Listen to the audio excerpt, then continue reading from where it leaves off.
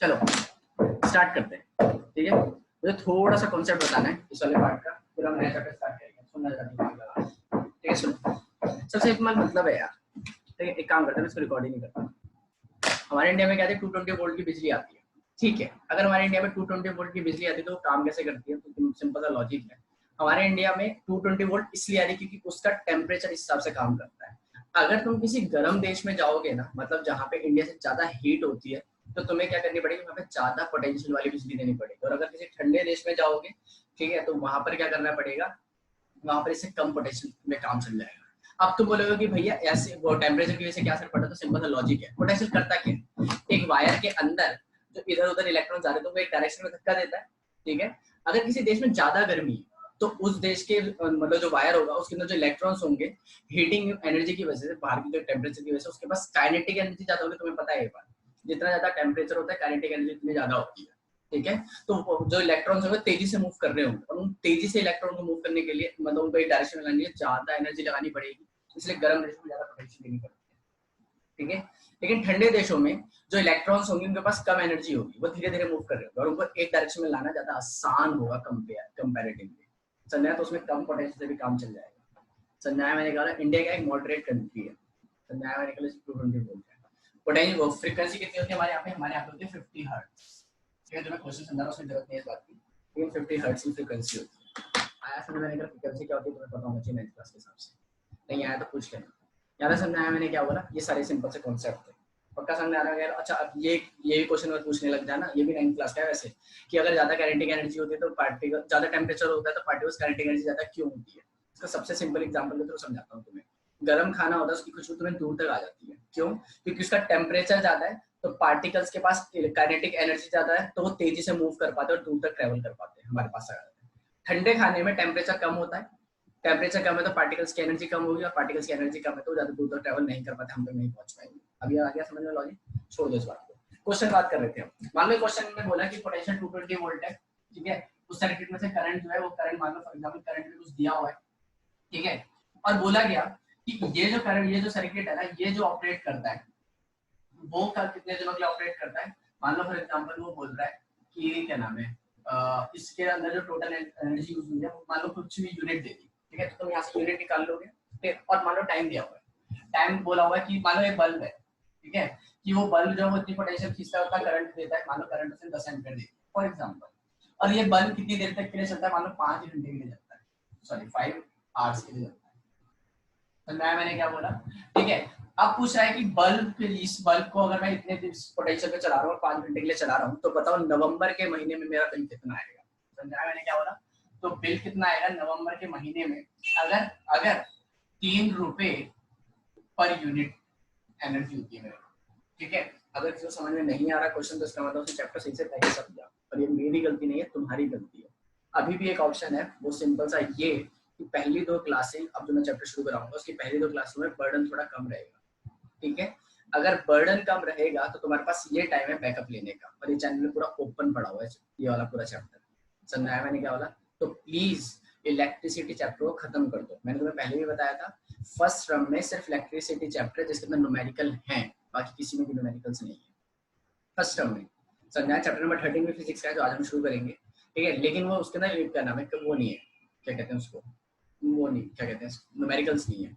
समझा, मतलब इस लेवल पे तो नहीं है, पक्का समझ आ रहा है। इसलिए इसका बैकअप लेकर कंप्लीट कर सकते हैं, पूरा चैप्टर ओपन पड़ा हुआ है। ऑनलाइन की क्लास का ये तो फायदा है, क्लासेस रिकॉर्ड हो रही है। ऐसा मैंने क्या बोला, चलो आगे देखना।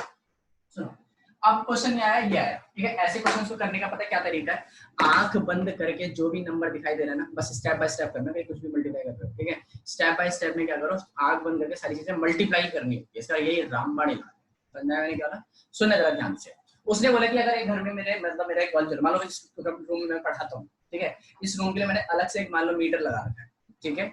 वो मीटर कितनी रीडिंग देगा ये डिपेंड करता है कि ये कितनी पोटेंशियल वगैरह खींचेंगे। तो मैंने बोला कि इसको मैं, इस बल्ब को मैं जो पोटेंशियल दे रहा हूँ मान लो 220 वोल्ट की दे रहा हूँ, और ये करंट कितना खींचता है, 10 एम्पीयर करंट खींचता है। और हर रोज जब मैं पढ़ाता हूँ, मैं 5 घंटे मान लो फॉर एग्जाम्पल पढ़ाता हूँ, तो 5 घंटे कितनी एनर्जी दे रहा है। समझाया मैंने क्या बोला, अगर मैं 5 घंटे पढ़ा रहा हूँ तो ये 5 घंटे में कितनी, मतलब 5 घंटे चलता है इसका मतलब, ठीक है। और मान लो फॉर एग्जाम्पल ये नवंबर का मंथ चल रहा है, तो ये कितने मतलब इस मंथ में मेरा बिल कितना आएगा। अगर हर यूनिट का मतलब है 3 रुपए, मतलब मुझे हर यूनिट के 3 रुपए पे करने पड़ते हैं। फॉर एग्जाम्पल संज्ञा वैसे 3 रुपए से ज्यादा होता है, मतलब जो नॉर्मल हमारा मीटर होता है। खैर हम बकवास नहीं समझते, ये समझना। संज्ञा मैंने क्या बोला, तो कुछ नहीं करना तुम्हें, तुम्हें क्या निकालनी है, सबसे पहले पावर निकालनी। पावर का फॉर्मूला क्या होता है, P equal to V into I. P equal to V into I से निकल के आ जाएगा। फिर तुम्हें निकालनी कितनी हीटिंग इफेक्ट पैदा करता है, क्योंकि एनर्जी निकालनी है। तो पावर इंटू टाइम क्या होता है, एनर्जी होता है, पता है ना ये फॉर्मूला। ये हो गया, ठीक है। तो P इक्वल टू VI होता है, ठीक है। और एनर्जी का फॉर्मूला होता है पावर इंटू में टाइम। तो VI से तो ये आ गया पावर, और पावर में टाइम मल्टीप्लाई कर दोगे तो तुम्हें समझ में आ जाएगा कि कितनी एनर्जी एक दिन में यूज करता है बल्ब। समझाया मैंने क्या होगा, लेकिन मुझे निकाला है नवंबर मंथ का, इसीलिए मंथ का नाम दिया हुआ, डेज नहीं दिए हुए।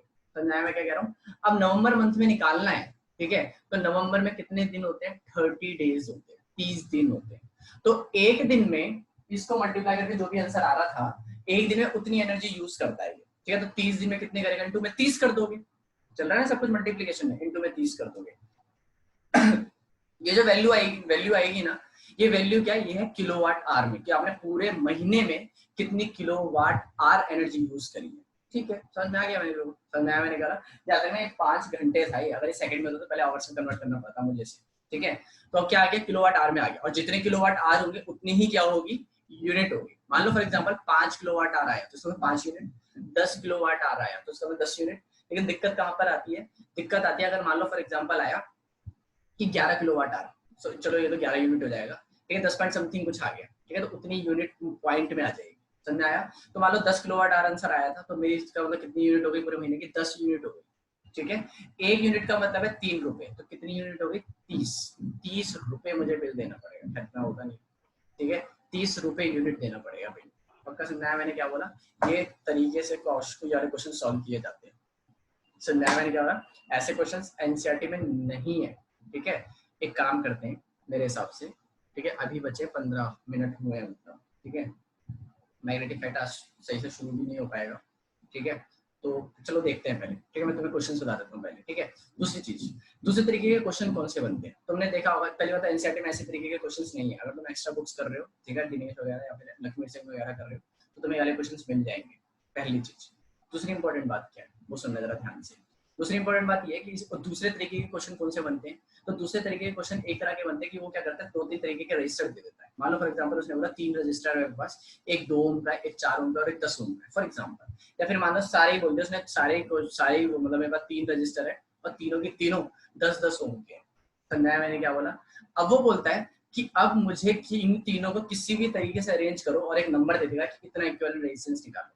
समझाया मैंने क्या बोला, ठीक है ना। तो अब तुम कैसे निकालोगे, तो तुम्हें क्या करना पड़ता है, हिट एंड ट्रायल मेथड लगाना पड़ता है। तो ये वाले क्वेश्चंस भी आते हैं आजकल, ठीक है।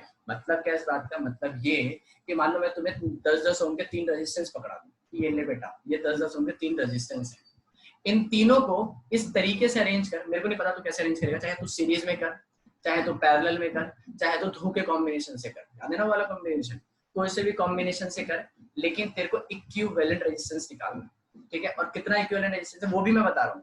मान लो फॉर एग्जांपल 5 ओम है, समझाया मैंने क्या होगा। तो तुम 10-10-10 के 3 रजिस्टर है, उसको तुम सीरीज में लगाओ तो 30 आएगा, पैरेलल में लगाओगे तो कितना आएगा, 3/10, 10/3 आएगा, ठीक है। मतलब अब कुछ भी करो, अब तुम बाकी पहले 2 को सीरीज में लगाओ, तीसरे वाले को पैरेलल में लगा दो, ठीक है।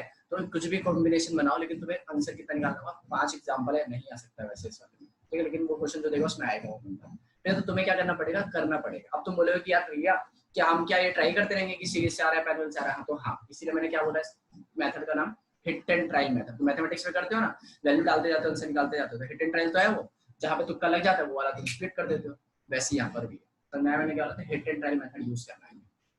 पक्का समझ आ रहा है मैं क्या कह रहा हूँ। तो हिट एंड ट्रायल मेथड से होता क्या फायदा है, वो ये फायदा होता है कि हमारे पास जितने भी अवेलेबल रजिस्टर है ना, उनसे जो हमारे डिजायर्ड रेजिस्टेंस है वो हम निकाल सकते हैं, बना सकते हैं। एक ही वाले क्वेश्चन आ रहे हैं, पक्का समझ आ रहा है मैं क्या कह रहा हूँ। तीसरा क्वेश्चन तरीके का क्वेश्चन होता है, मैंने असाइनमेंट के अंदर सारे क्वेश्चन डाले हुए हैं, अगर असाइनमेंट नहीं है तो मैं दोबारा आज ग्रुप में डाल दूंगा, ठीक है। एक बात और याद रखना, मैं जितनी भी पीडीएफ डालता हूँ ग्रुप के अंदर, उन सबका पासवर्ड सेम होता है, that is Himanshu Awasthi classes, lower cases में, ठीक है। सबका पासवर्ड सेम है, बार बार पासवर्ड ये वगैरह वगैरह चीजें मत पूछा करो, ठीक है। इसको दिमाग में बैठा लो। फिर दूसरी बात, वो क्वेश्चन सारे हैं, मतलब हर वैरायटी के क्वेश्चन है उस पीडीएफ के अंदर, उसके अलावा कहीं से क्वेश्चन नहीं आएगा। मतलब अगर इलेक्ट्रिसिटी चैप्टर में से क्वेश्चन आ रहा है, उसके अंदर उल्टा एडवांस्ड क्वेश्चन है, ठीक है। तो वो PDF कर लो, वो इनफ है, ठीक है। बाकी एक्स्ट्रा कुछ करने में कोई दिक्कत नहीं है, करो। समझ आया मैंने क्या बोला? आगे सुनना।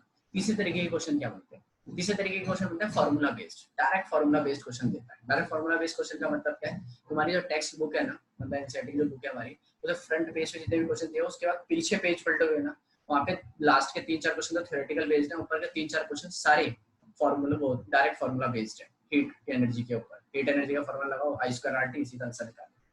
पक्का समझ आया मैंने क्या बोला? तो सिंपल सिंपल तरीका है। पक्का समझ आ रहा है मैं क्या करूँ? तीसरा तरीका क्या होता है? तीसरा तरीका तुम्हारी एनसीईआरटी के अंदर 2-3 क्वेश्चंस दे रखे हैं, ठीक है। वो 2-3 क्वेश्चन ही बहुत ज्यादा इंपॉर्टेंट है। क्वेश्चन नंबर 12 या 11 है, और ऊपर क्वेश्चन नंबर 9। समझ में मैंने क्या? उनके अंदर क्या किया जाता है? उनके अंदर नंबर ऑफ वर्ब्स निकालने के लिए बोला जाता है। तो कैसे निकाला जाएगा? तो बहुत सिंपल तरीका है। जब भी देखो इस वाले क्वेश्चन के लिए मैंने तरीका बताया, इन वाले क्वेश्चन के लिए तुम्हें क्या करना है? सारी चीजें नंबर को मल्टीप्लाई करना है। हमने कुछ करा इसके अलावा, पहले इन दोनों को मल्टीप्लाई करा, फिर इससे मल्टीप्लाई कर दिया, तुम्हारा ये आ गया, एनर्जी आ गई थी। फिर इससे मल्टीप्लाई कर दिया, मतलब कितने नवंबर के महीने, मतलब 30 से मल्टीप्लाई कर दिया था तो टोटल यूनिट आ गई थी। फिर रुपए से मल्टीप्लाई किया तो टोटल बिल आ गया था। मल्टीप्लाई तो करते हुए जा रहा था हमें, है कि नहीं? बस मल्टीप्लाई करते जाना। वैसे इसमें क्या है कि इस वाले क्वेश्चन में क्या है कि तुम्हें रेजिस्टेंस निकालनी पड़ती है। तुम्हारे को हमेशा बोलेगा कि एक सर्किट है, वो उसमें से इतना करंट जा रहा है, कि इतना पोटेंशियल जा रहा है, तो इसमें से कितना करंट जाएगा। फिर उतना ही करंट दूसरे सर्किट जो निकाल रहे हैं, तो बताओ कितने बल्ब लग सकते हैं उधर, ठीक है। तो वहां से रेजिस्टेंस निकालो पहले सर्किट में से, फिर दूसरे सर्किट में से रेजिस्टेंस निकालो, और बस ध्यान इस पे दो कि वो क्वेश्चन में सीरीज कॉम्बिनेशन बोल रहा है, पैरेलल कॉम्बिनेशन में बोल रहा है, ठीक है। अगर वो सीरीज कॉम्बिनेशन बोल रहा है तो एक साइड एक रेजिस्टेंस रखकर n इनटू में दूसरी रेजिस्टेंस रख दो, ठीक है। n का मतलब नंबर कितने बल्ब्स लग सकते हैं। पैरेलल कॉम्बिनेशन बोला तो एक तरफ वाली रेजिस्टेंस रखो, दूसरी रेजिस्टेंस रखो, इनटू में n कर दो, लेकिन 1 में करके कर दो अगर पैरेलल है तो। सीरीज है तो डायरेक्ट इनटू n कर दो। ऐसा नहीं, मान लो फॉर एग्जांपल एक सर्किट का रेजिस्टेंस जो उसने बोला वो मान लो R1 आया तुम्हारा, ठीक है। दूसरे सर्किट का जो रेजिस्टेंस, मतलब दूसरे सर्किट का तो उसने सब कुछ दिया, तुमने उसका रेजिस्टेंस निकाला जानबूझकर, वो मान लो फॉर एग्जांपल R2 आया, ठीक है। तो कुछ नहीं करना तुम्हें, R1 इज इक्वल टू में n इनटू में R2। यहाँ से n की वैल्यू नहीं आ जाएगी अगर सीरीज कॉम्बिनेशन है तो, और अगर कई बार अलग हो सकता है, इसके लिए मतलब फिक्स तरीका नहीं है, लेकिन ज्यादातर ऐसे होता है, ठीक है। और दूसरा तरीका है तो R2 वाले, ठीक है। अब बात आती है कि भैया आपने 3 तरीके के क्वेश्चन समझा दिए, लेकिन क्वेश्चन तो 1 या 2 ही आएंगे मैक्सिमम न्यूमेरिकल, 2 या 3 आ सकते हैं मैक्सिमम न्यूमेरिकल, ठीक है। तो आपने तो इतने सारे तरीके बता दिए, और अभी भी और टाइप भी है। तो सबसे फेवरेट कौन सा क्वेश्चन है टीचर का? यार अगर आप ये बता दो ना मजा ही आ जाए। तो सबसे फेवरेट जो क्वेश्चन है ना, वो है लास्ट क्लास में जो बताया गया था, थ्योरी बेस्ड क्वेश्चंस। और उन क्वेश्चंस में क्या था तुम्हें शायद याद होगा, उन क्वेश्चंस के अंदर एक ही तरीका था। क्या था? जो मानसी ने पूछा था, मैंने पूरी क्लास उसी के लिए वेस्ट करी थी, ठीक है। वेस्ट है मतलब पढ़ी थी हमने, और पूरी क्लास में सिर्फ यही बताया गया था कि अगर लेंथ डबल हो जाए तो क्या होगा, लेंथ आधी हो जाए तो क्या होगा, रेडियस आधा हो जाए तो क्या होगा, रेडियस डबल हो जाए तो क्या होगा, एरिया पर असर पड़ेगा तो क्या होगा। ये सारे क्वेश्चंस बहुत बहुत बहुत इंपॉर्टेंट। मैं पहले वो तो बोल रहा हूँ, आजकल जो क्वेश्चंस आते हैं ना, वो ऐसे क्वेश्चंस आते हैं जिसमें तुम्हारा क्या नाम है, कंसेप्ट चेक कर लिया जाए, और दूसरी तरफ तुम्हारे को ये देख लिया जाए कि तुम्हारे मतलब कंसेप्ट इंपॉर्टेंट है, मतलब अच्छे तरीके से बेस सही से प्रूव्ड है कि नहीं, ठीक है। क्यों? क्योंकि न्यूमेर मतलब उनको अगर कैलकुलेशन देखनी होगी ना तो मैथमेटिक्स में देख लेंगे, उनको साइंस में मैथमेटिक्स कैलकुलेशन देखने का कोई शौक नहीं है, ठीक है। पहले आते थे कैलकुलेशन वाले क्वेश्चंस, क्योंकि वो थोड़ा टाइम कंज्यूमिंग होते हैं, इसलिए उनको धीरे धीरे हटा दे रहे हैं। तो मैंने क्या बोला, इसीलिए वो ऐसे क्वेश्चन आते हैं जो न्यूमेर मतलब बिल्कुल भी क्या नाम है कैलकुलेशन वाले ना हो, और तुम्हारे पूरा कंसेप्ट चेक कर लिया जाए। उल्टा न्यूमेरिकल वाले क्वेश्चन जब नंबर होते हैं ना, तो उसमें कंसेप्ट चेक नहीं किया जा सकता, लेकिन जब R डैश A R/2 जब ऐसे नंबर मानने होते हैं ना, तब उनमें क्वेश्चन, जैसे अभी मानसी ने जो क्वेश्चन दिया था मैंने शेयर करा था, कि उसमें अपने आप ही मानना था, तो R1 R2 R3 माना था, उनके अंदर दिक्कत होती है, ठीक है। असाइनमेंट भेज देना चैप्टर्स के, मैंने यही बोला था शायद अभी कि मैं चैप्टर्स के असाइनमेंट भेज दूंगा, है कि नहीं। लेकिन प्रतिभा मैडम साइन नहीं देता ना, ठीक है। सुन जरा ध्यान से, ज्यादा समझ में आया मैंने क्या बोला, ठीक है। अब सुनो, ठीक है। आज मैं दोबारा बोल रहा हूँ, ठीक है। मैं सच बता रहा हूँ, एक बात तुमको बिलीव हो या ना हो पता नहीं, लास्ट ईयर ना इस चैप्टर के चक्कर में मेरी कम से कम 4 से 5 क्लास मैंने पढ़ाई थी आगे, और मेरा सिलेबस उसकी वजह से बहुत ज्यादा मतलब एंड तक मतलब मैं वो कर रहा था कि मेरे को ये वाला कुछ चैप्टर कराने इसके न्यूमेरिकल्स, यानी सेकंड टर्म तक मैंने इसके न्यूमेरिकल्स पढ़ाए थे, इसलिए बार बार बोल रहा हूँ।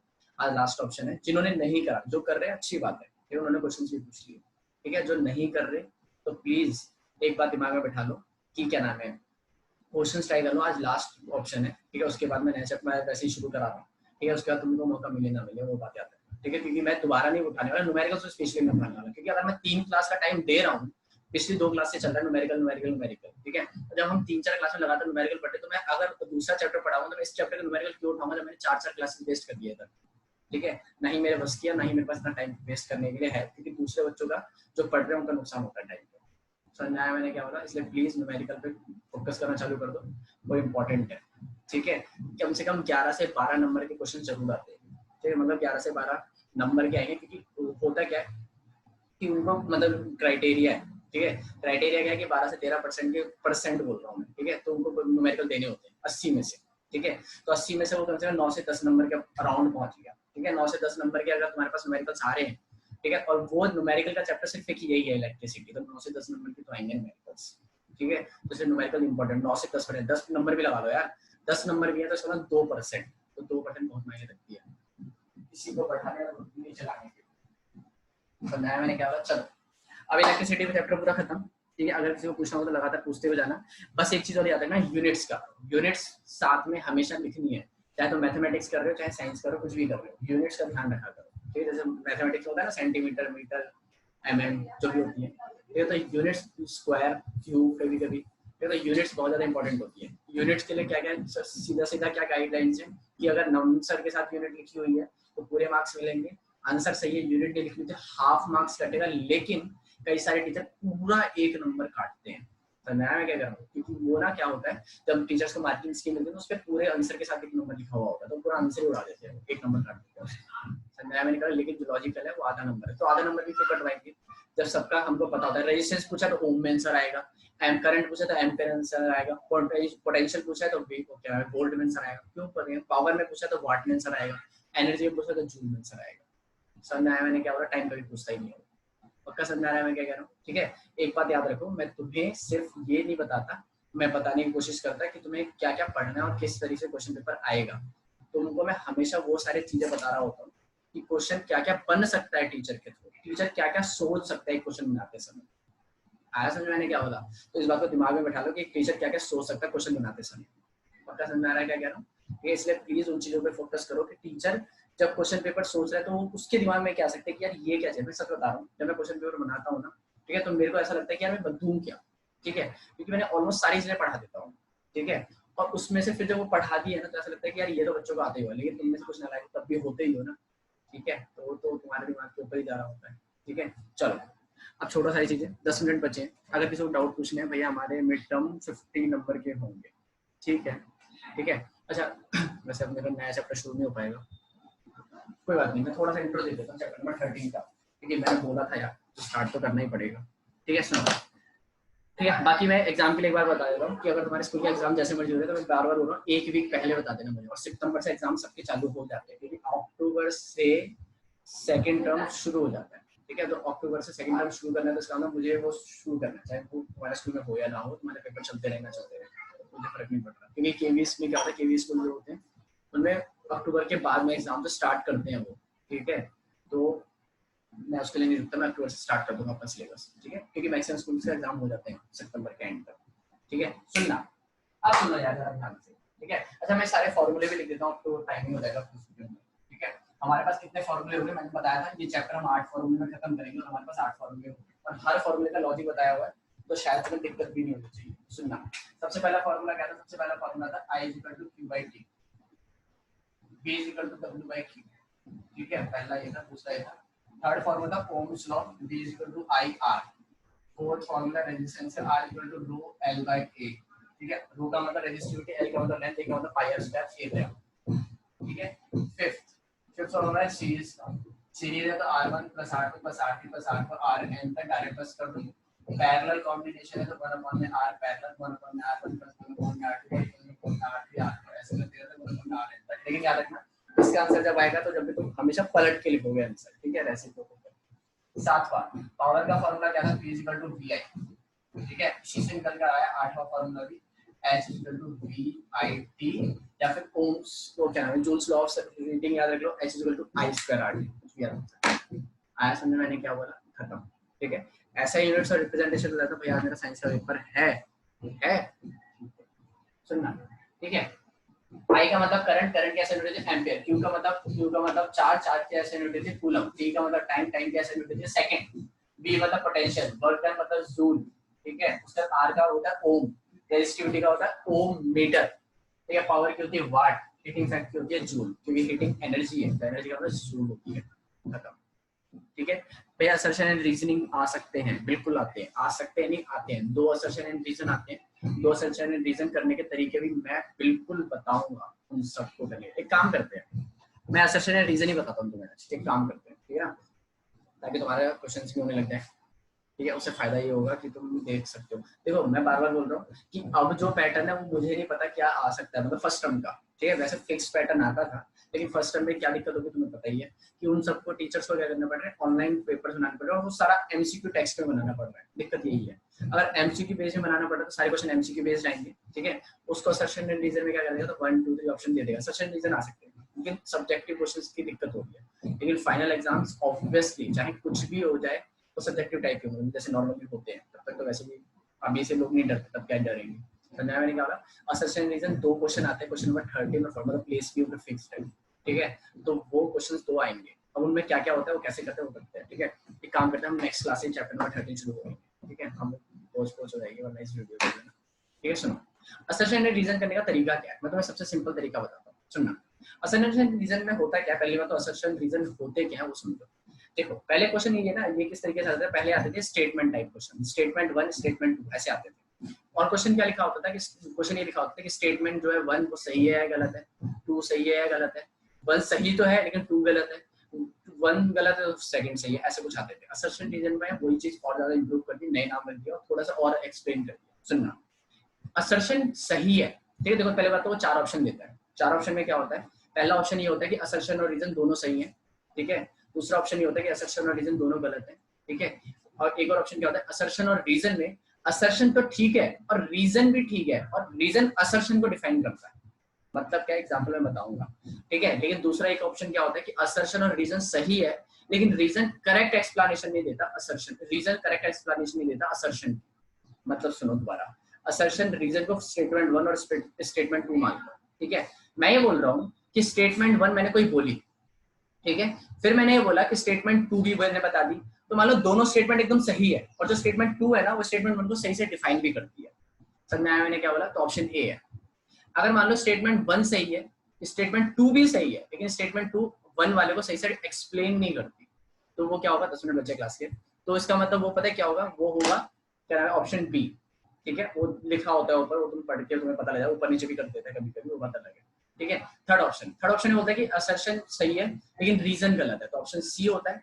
और चौथा ऑप्शन होता है कि दोनों ही गलत है, कि असर्शन भी गलत है और रीजन भी गलत है। ठीक है, अब क्वेश्चन ये आता है कि यार भैया पता कैसे लगेगा कि असर्शन और रीजन दोनों सही भी है और करेक्टली एक्सप्लेन भी करते हैं। जब ज्यादा क्वेश्चन इसी पॉइंट पे होती है कि दोनों सही भी है, अब ये समझ आता है कि इसको सही से एक्सप्लेन कर रहा है या नहीं कर रहा।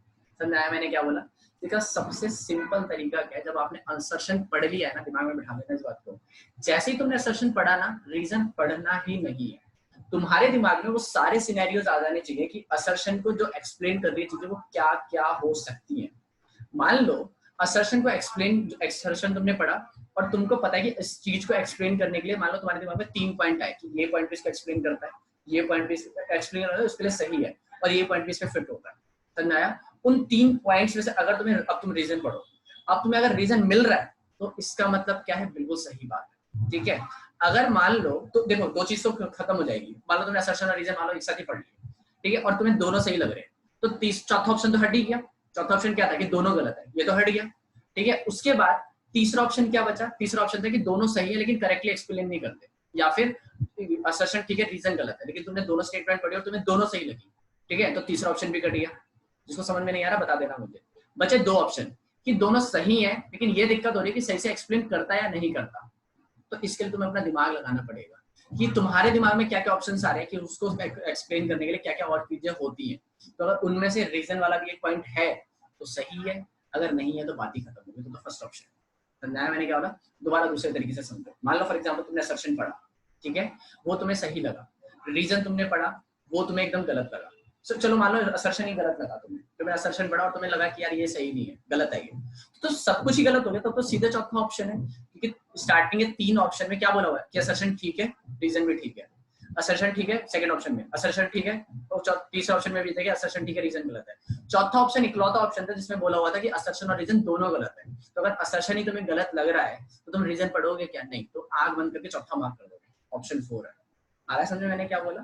ठीक है, तो असर्शन और रीजन करने का टाइम बचाने का तरीका ये है कि तुम असर्शन और रीजन पे कैसे टाइम बचा सकते हो और हमेशा करेक्ट कैसे आंसर दे सकते हो। आया समझ में मैंने क्या बोला? ठीक है, तो तुम्हें इसके लिए थ्योरी पता होनी चाहिए चैप्टर की। ठीक है, क्योंकि न्यूमेरिकल तो नहीं डालता हूँ, ये तो तुम्हें चैप्टर के बारे में पता होना चाहिए कि वो क्या पूछ रहा है। इलेक्ट्रिसिटी में से आता है, ठीक है, असर्शन रीजन, लेकिन फाइनल एग्जाम से वो ज्यादातर लाइट चैप्टर वगैरह वगैरह में से देता है, वो मैं बता दूंगा बाद में। आया समझ में मैंने क्या बोला? अभी भी समझ में नहीं आ रहा तो फाइनली दोबारा एक्सप्लेन, और जब फिलिंग द ब्लैंक्स वगैरह नहीं आते, ठीक है, एक क्वेश्चन आता है ट्रू और फॉल्स का। ठीक है, ट्रू और फॉल्स में क्या होता है कि ट्रू है या फॉल्स है, तो वही बात है कि तुमने स्टेटमेंट पढ़ी, तुम अपने दिमाग में सोचो कि तुम्हें सही लग रही है गलत लग रही है। सही लग रही है तो ठीक है। एक बात और याद रखना, मैं पहले से बोल रहा हूँ इस बात को, अगर मान लो फॉर एग्जाम्पल तुम्हें एक स्टेटमेंट लगती है ट्रू, तुमने क्या लिख दिया, वो ट्रू लिख दिया, तो मैंने क्या बोला, लेकिन कुछ देर बाद तुम्हारा, मैं ये नहीं बोला कि तुमने कहीं चीटिंग मारी, लेकिन तुम्हारे मन ने करा कि यार ऑप्शन ये, मतलब रिटन एग्जाम हो रहा है जो नॉर्मल एग्जाम होते हैं वैसे, ठीक है, तुम्हारा मन करा कि नहीं यार ट्रू नहीं है यार, ये फॉल्स है, तुमने काटा उसको फॉल्स लिख दिया। तो याद रखना, टीचर और स्कूल में वैसे तो नहीं काटते वो मेन एग्जाम में, ठीक है, लेकिन उस पर इंप्रेशन टीचर को गलत पड़ता है, ये बात याद रखना, काटेंगे नहीं नंबर लेकिन इंप्रेशन गलत पड़ता है। लेकिन जो स्कूल वाले टीचर्स होते हैं ना, और ज्यादातर वो टीचर्स काट देते हैं उसको, रीजन उनको ये लगता है कि तुम्हें चीटिंग मारी होगी, तुम्हारे पड़ोसी ने बोला होगा कि बेटा ये गलत है, तुमने ट्रू को लिख दिया, फॉल्स। समझाया मैंने क्या बोला? इसीलिए याद रखना, जो भी ऑप्शन लिख रहे हो फर्स्ट टाइम फाइनल होना चाहिए, ठीक है। या तो जगह छोड़ दो अगर तुम्हें लगता है कि बाद में चीटिंग करनी है, होता है ना, ठीक है, तो जगह छोड़ दो, ठीक है, बाद में अच्छी तरह सोच समझ, चीटिंग करना बाद में अच्छी तरह सोच समझ के लिखो उस ऑप्शन को, ठीक है। और वरना उसको लिख रहे हो तो फुल एंड फाइनल लिखो, उसको बाद में करेक्शन मत करो। और एक बात और याद रखना, ट्रू और फॉल्स में और असर्शन एंड रीजंस में ये क्वेश्चन ऐसे होते हैं जो तुम पहली बारी में सोचते हो ना आंसर, वो ज्यादा, अगर तुमने अपने दिमाग से सोचा है तो वो ज्यादातर सही होता है, ठीक है। तुम उसको जितना ओवर थिंक करोगे ना उतना ज्यादा गलत होता है वो आंसर, ये बात फिक्स है। सर मैं क्या कह रहा हूँ, इसीलिए क्वेश्चन को रीड करते साथ उसमें इतना दिमाग, या तो क्वेश्चन को मत पढ़ो बाद में पढ़ना, ठीक है, लेकिन अगर तुम पढ़ रहे हो तो उसमें पूरा दिमाग लगा दो 1 मिनट के लिए, ठीक है, और पूरा का पूरा क्वेश्चन 1 मिनट के लिए पढ़ो समझो, तब जाके आंसर दो कि हाँ ये ठीक है। तो जो पहला ऑप्शन आता है ना वो हमेशा करेक्ट होता है असर्शन रीजन और ट्रू फॉल्स के लिए, ये बात फैक्ट है, तुमने कई सारों में आजमाई भी होगी। आया समझ में मैंने क्या बोला? इसलिए प्लीज इन सब चीजों को ना कंसीडर करके चला करो। दूसरी बात, ये जो मैसेजिंग वाले होते हैं ना वर्ड्स होते हैं, मैसेजिंग वाले वर्ड्स का मतलब होता है जैसे मैसेज वर्ड ही है MSG लिख देते हो, नहीं करते ना, तो बोर्ड से नहीं चलता, ठीक है। लेकिन इस साल से नोटिफिकेशन आई थी, मतलब पिछले 2-3 साल पहले स्पेशली नोटिफिकेशन में था कि मैसेज ऐसे वर्ड अगर कोई बच्चा लिख रहा है तो आजकल मैसेजिंग ज्यादा हो गई है ना, तो उनके मार्क्स कटने चाहिए। लेकिन अब एक और नोटिफिकेशन आई है कि टीचर पे डिपेंड करता है कि वो मार्क्स देगा नहीं देगा, तो तुम्हारी किस्मत क्या होता है, खराब हो, ठीक है ना भाई। ये बात याद रखना कि हमको हमेशा प्रिपेयर करना होता है वर्स्ट के लिए, कि वो टीचर मार्क्स देगा ही नहीं, तो हम इतना सजा के और इतना अच्छा लिखेंगे, कहीं पे देरी करेंगे, कहीं क्वेश्चन आगे पीछे नहीं करेंगे, ये सारी टिप्स मैं दूंगा एंड में, उसकी टेंशन मत लो, ठीक है। लेकिन अभी से दिमाग को प्रिपेयर कर दो कि तुम्हारे अंदर एक कैपेबिलिटी होनी चाहिए सीक्वेंस में करने की, दूसरा काटा पीटी कम करने की, और तीसरी और इम्पोर्टेंट चीज ये कि तुम राइटिंग साफ से लिखोगे। अगर राइटिंग साफ होती है ना, जो गवर्नमेंट के लिए बच्चे ने उनको शायद टीचर्स ने बताया होगा, टाइम कितना बचा है, 4 मिनट, ठीक है। इंग्लिश वाले टीचर ने कहा था कि इस बार 50% पेपर MCQ टाइप होगा। हाँ तो मैं बोल तो रहा हूँ इस साल का पैटर्न भाई सब कुछ अलग अलग स्कूल्स पे डिपेंड कर रहा है, ठीक है, तो इस साल कोई प्रेडिक्ट नहीं कर सकते हम, ठीक है। दूसरी बार मैं क्या बोलता था, ठीक है, कि जो गवर्नमेंट स्कूल के बच्चे उनके टीचर्स ने साफ साफ उनको बताया होगा, ठीक है, जो टीचर्स मतलब होते हैं अच्छे वाले, उन्होंने बताया होगा कि जो तुम्हारा इंप्रेशन होता है ना पेपर का, वो पहली 2 शीट से बनता है टीचर के ऊपर। पहली 2 शीट बहुत अच्छी है, इसीलिए टीचर हमेशा तुमको ये बोलते हैं कि तुम्हें आता है पहले वो करो, ताकि टीचर पे इंप्रेशन ये जाए कि अच्छा है पढ़ने में, बच्चा अच्छा है पढ़ने में, ठीक है। इसीलिए बीच में से शुरू मत करो, या तो एंड से शुरू करो या तो फर्स्ट क्वेश्चन नंबर 1 से शुरू करो। समझ में निकला? वो क्वेश्चन लगातार करते हुए जाओ जो तुम्हारे को अच्छी तरह आते हैं, ठीक है। क्वेश्चन नंबर 1 करा, ठीक है, लेकिन ये गलती मत करना कि तुमने क्वेश्चन नंबर 1 करा, तुम्हें 2 आता तो तुमने 2 कर दिया, तुम्हें 3 आता तो तुमने 3 कर दिया, 4th नहीं आता था तुम सीधा तुमने कर दिया क्वेश्चन नंबर 5, ठीक है। फिर तुमने क्वेश्चन नंबर, तुम्हें मान लो 6 और 7 दिया था, फिर तुम सीधा आ गए 8th पर। 8th करने के बाद याद आया तुम्हें क्या मुझे 6 तो आता है, तो तुमने 6th कर दिया, फिर 9th कर रहे हो, ये गलती मत करना, ठीक है प्लीज। ये टेस्ट में भी गलती मत करना, नहीं वहाँ पे करना। मैं टेस्ट, जब मेरे ऑफलाइन टेस्ट होते हैं जो, वो मैं चेक नहीं करता, मेरे टीचर्स रखे हुए वो चेक करते हैं, ठीक है। तो उनको स्पेशली ये बोला गया कि अगर तुम्हें जरा सा भी लग रहा है ना कि तुम्हें इरिटेशन हो रही है तो मार्क्स काट लो। समझना है इस चीज का मतलब, क्योंकि टीचर को भी इरिटेशन होगी और वो मार्क्स काटे, क्योंकि हर कॉपी चेक करने के पैसे मिलते हैं, ये बात याद रखना। हर कॉपी चेक करने का टीचर को पहले, मतलब पिछले 2 साल तक 22 रुपए मिलते थे हर एक कॉपी के, ठीक है, खाना पीना अलग से मिलता है, ठीक है, तो 250 रुपये मिलते थे, तो वो क्यों करवाएगा अपने पैसों का नुकसान, ठीक है, वो जल्दी जल्दी चेक करके निकलता है। और राइटिंग अच्छी होती है तो वो उस जगह पे भी नंबर देता है जहाँ पे नंबर नहीं देने चाहिए थे। राइटिंग गंदी होती है तो वो इसलिए नंबर नहीं देता क्योंकि बाद में वो फंस ना जाए, बाद में रीचेकिंग जब होती है, ये बात याद रखना। अगर आपने रीचेकिंग मान लो तुमको लगा कि मार्क्स कम या ज्यादा ऐसा है, तो तुमने रीचेकिंग करवा दी, तो भाई साहब वो फंस सकता है टीचर से, वो खाली जगह पे कभी भी नंबर नहीं देता, इसलिए छोड़ के भी नहीं आना कुछ क्वेश्चन लिख कर आ जाओ, कुछ भी लिख कर आ जाओ। तुम्हें मान लो फॉर एग्जाम्पल, ठीक है, मान लो फॉर एग्जाम्पल मैंने क्वेश्चन दिया, ठीक है, मैंने बोला जूल्स लॉ ऑफ हीटिंग, मैंने वर्ड लिख दिया, मैंने बोला what is joules law of heating, तुम्हें नहीं पता, लेकिन तुम्हें कम से कम ये तो पता होगा कि जूल्स लॉ ऑफ हीटिंग तुमने कौन से चैप्टर में पढ़ा था, इलेक्ट्रिसिटी चैप्टर में। अब इलेक्ट्रिसिटी चैप्टर में तुम पोटेंशियल डाल दो, इलेक्ट्रिक कुछ भी लिख दो, अगर तुम्हें नहीं पता हो तो कुछ तो लिखो चैप्टर से रिलेटेड। समझाया मैंने क्या, चैप्टर से रिलेटेड भी नहीं पता, मान लो तुम इतने डम हो कि तुम्हें चैप्टर से रिलेटेड में वो तो पता है कि तुम किस सब्जेक्ट का पेपर देने गए हो, कुछ पॉइंट तो पता होगा ना उसमें से, किसी भी चैप्टर में से कुछ भी लिख कर आ जाओ, नंबर दे देगा। हमेशा टीचर चाहता है कि तुम पास हो, लेकिन कुछ इतने बेवकूफ होते हैं जो कंपार्टमेंट लेकर आते हैं कि वो कितने नंबर लेकर आए थे, वो 2-2 नंबर लेकर आते हैं। 2-2 नंबर से 33 नंबर तक टीचर कैसे ले जा सकता है, वो भगवान के हाथ जोड़ेगा फिर भी नहीं ले जा सकता, ठीक है। किसी ने प्लीज छोड़ा मत करो, समझाया मैंने क्या बोला, क्वेश्चन आंसर छोड़ा मत करो। स्कूल में तो क्या नहीं चलता, बोर्ड्स की बात बता रहा हूँ मैं सारी, ठीक है, तो टीचर हमेशा नंबर देना चाहता है, ठीक है, तो इसलिए जगह मत छोड़ा करो, हमेशा लिख कर आया करो, ठीक है। तो असर्शन, रीजन और ट्रू और फॉल्स की बात बता दी मैंने, एमसीक्यू की बात बताऊंगा कि एमसीक्यू कैसे किए जाते हैं, ठीक है, सारी ट्रिक्स है यार, तुम्हें मतलब पढ़ना पड़ेगा, ऐसा नहीं कि सब ट्रिक्स से चल जाएगा, ठीक है। चलो वैसे आज का हो गया सीन पूरा, ठीक है, आज के चैप्टर, लेकिन ये चैप्टर प्लीज कंप्लीट कर देना, नेक्स्ट क्लास में चाहे कुछ भी हो, पहले सेशन में भी मैं पहले डाउट्स नहीं दूंगा, पहले हम चैप्टर नंबर 30 शुरू करेंगे, ठीक है, क्योंकि चैप्टर नंबर 30 कई सारे बच्चों का डाउट है, ठीक है, और कई सारे बच्चों ने बोला कि चैप्टर नंबर 30 करना, magnetic effect of electric current, ठीक है। अगर ज्यादा जल्दी है तो वो चैनल पे पड़ा हुआ है, ठीक है, मेरे से लिंक मांगेगा, पूरा लिंक भेज दूंगा, समझाया मैंने क्या होगा। चलो मिलते हैं, बाकी अगर कोई भी दिक्कत होगी तो ग्रुप में डालो, ठीक है, मानसी तरह उनसे मैं, अगर अभी भी दिक्कत होगी सॉल्व करने तो मेरे से पूछ लिया, बता दूंगा, मानसी और अनुभव, ठीक है। बाकी पढ़ना चालू कर दो, नहीं पढ़ोगे तो फिर मिलेंगे भगवान के भरोसे, तुम्हारे क्या कर सकते हैं। चलो यार, बाय बाय, गुड लक, भगवान भला करे तुम्हारा, और शुरुआत मुझसे करें, ठीक है, चलो यार मिलते हैं।